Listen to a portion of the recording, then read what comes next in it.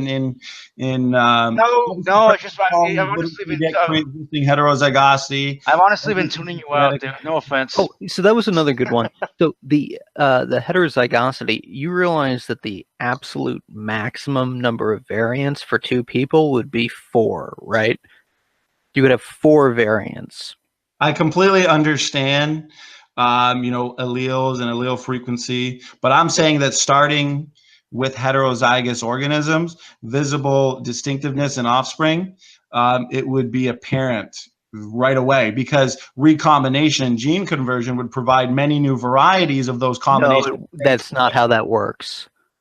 Yeah, but you're assuming that those differences weren't already built in, because you're looking at those. You could have 4 differences built in.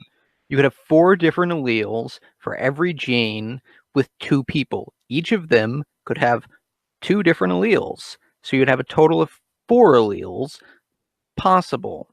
That's it. No, because a small heterozygous population will tend towards homozygosity. So when this happens, some recessive traits will be revealed. Look at the Mendel experiment on the P proteins. It shows that speciation and new traits can happen quick based on those recessive and dominant. Yes, but the number of possible alleles is 4. Nope. Not infinite. The amount of possible allelic variety based on those millions of differences in DNA sequences of pairs. No. You can have limitless. Each of them can have 2 different alleles. They cannot have more than that. Only 2. Only 2. Two alleles. Between the 2 people, you could have 4 alleles. That is the most. No, you don't even understand what I'm saying. 4 alleles with pre-existing differences can, by estimate, but each allele, 80,000 pre-existing differences. Don't cut me off. That can have 80,000 pre-existing differences. Okay, those tens of million of nuclear DNA differences you see and assume are based on mutations, we're saying those were placed and encoded into the original created kinds. That plus pre-existing heterozygosity is more than enough variety and potential for speciation. Okay, so you don't know what the word allele means. Darwin. Your argument is debunked on the first page. Get out of here. You don't understand what allele means, because an allele is the entire gene. It's a version of the gene. So if there's multiple differences in the gene, all of those differences make up one single allele. And each person can only have 2 variants.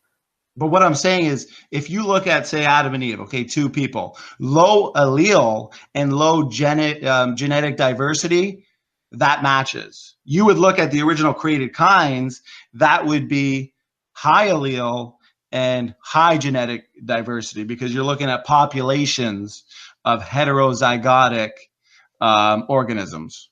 Go ahead. Okay. So what you're saying is, so do you think that Dr. Nathaniel Jensen wrote an entire book, wrote all these predictions, but what you're saying just completely debunks it? I mean, you think he just completely overlooked that point? I mean, we're saying tens of millions. Nathaniel Jensen actually, turns out, as people have read his book, it turns out that he discarded information that was irrelevant, or not irrelevant, but was inconvenient rather to his own predictions, and that what scientists have already found. No, because when he debated Dr. Mays, he exposed him for not understanding that we are saying that these tens of millions of nuclear DNA differences, probably 90% of them, 10% of them based on mutations, were designed variation. That combined, so actually, Jensen's comeback, whenever he was confronted with actual things that his book mentioned, was show me where it is in my book. Not show me the literature, but show me where it is in my book. Because everything that Dr. Mays was bringing up was explained in his book through those tens of millions of nuclear DNA differences from the start. Sandy, you're missing something critical here, right? Which is Noah only had 2 of each kind. 2. Yes, but up to that point... Up to that point, be damned. They didn't make it past the flood. The amount of compressed and hidden information and hidden traits... Where was it hidden? Limitless. Where was it hidden in the genome?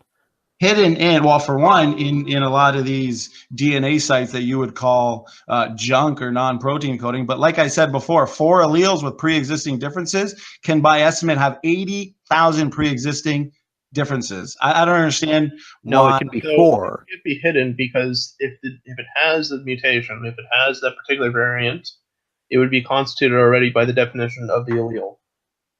So that argument fails. No, it doesn't fail. And actually, after the global flood and after Noah's Ark, based on that, those after effects of the flood, the radiation, that would have sparked tremendous variability, allelic variation based on, say, the radiation after the flood. It's really not an issue at all based on that pre-existing heterozygosity. But we can agree to disagree. That's fine. We can move